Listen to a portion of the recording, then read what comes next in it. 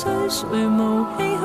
年年適應，年年老去，而智慧是沉澱精髓，年年跨過挫折後默然回首，可說一生的歷史怎會了無生趣？